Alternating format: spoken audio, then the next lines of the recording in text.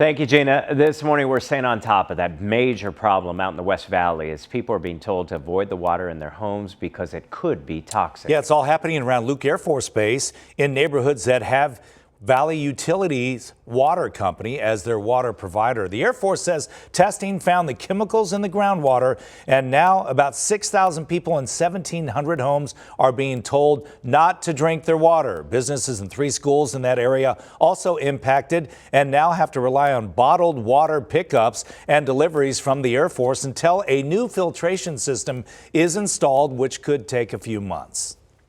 Look, the Air Force is out here right now in response to our concern, a shared concern about the potential that water, whether it be for 5 days or 20 years, may have caused to the communities within which we serve, to include our own airmen.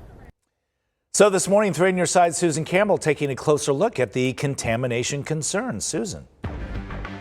Yeah, over the past several years, similar issues have been documented at military sites across the country. So we asked, why weren't the wells here tested sooner?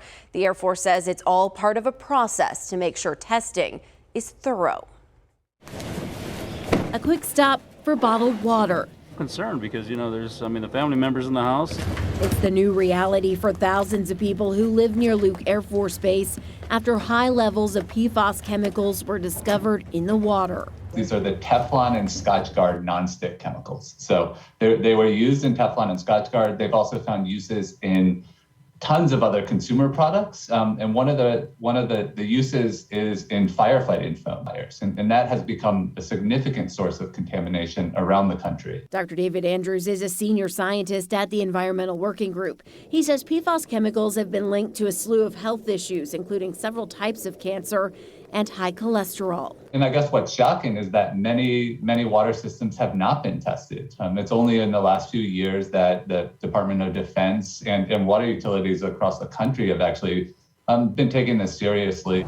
And Dr. Andrews says we still have a lot to learn about these chemicals. So these compounds at very low concentrations actually interact with our immune system and make it less effective.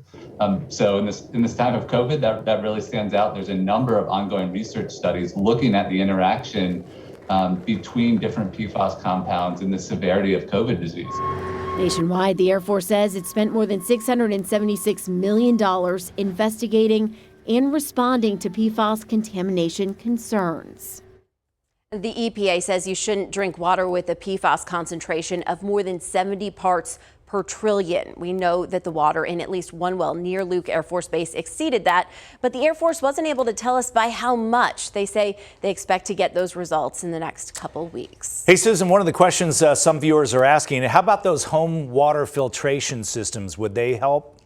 Yeah, so I actually asked that same question. The bottom line, the Air Force says the way to make sure you're safe right now is to just stick to bottled water. And if you have any specific concerns, you should take those up with your own doctor. And what a headache. All right. Yeah. Thank you, Susan.